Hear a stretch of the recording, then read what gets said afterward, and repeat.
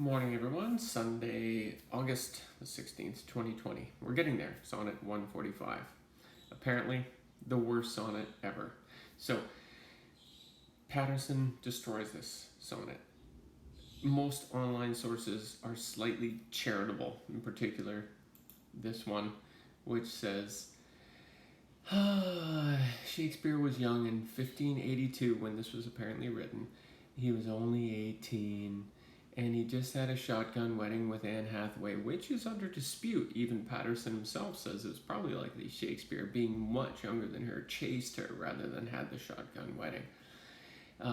There's some scholars, one Booth in particular, that says that we should be looking at, I'm going to read this here, somebody named Sidney wrote Aristotle and Stella.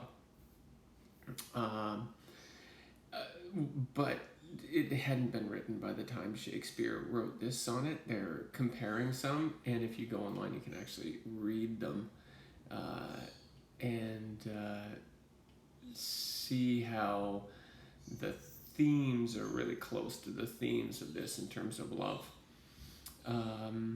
They're pretty good. I'm not going to read them here, obviously, because that's not the point, but they're pretty nice sonnets. Now, all the sources, including I probably have to quote a little bit of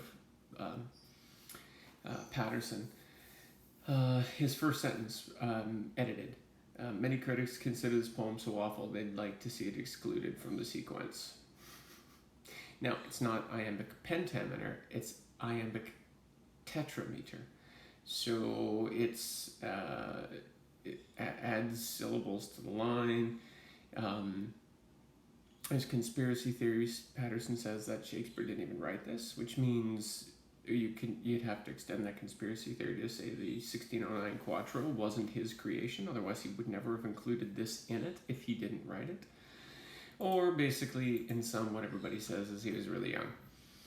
He was 18, Anne Hathaway was 26. He followed her around, and this is his love poem to her. So the great thing is, at least we're leaving the Dark Lady behind, and we don't have to have his brutal misogyny come out.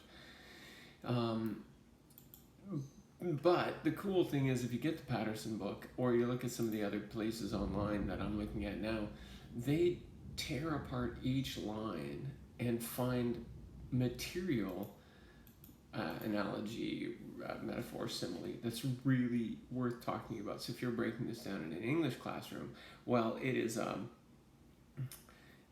teenage angst love poem. There's actually useful literary devices in it, so quite fun.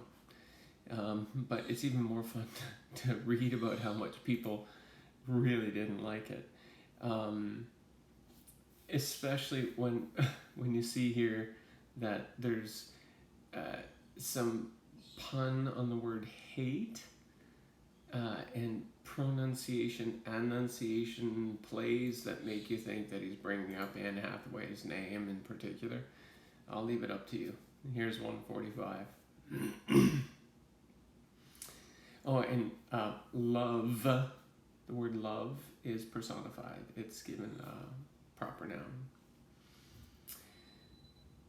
Those lips that love's own hand did make breathe forth the sound that said, I hate, to me that languished for her sake.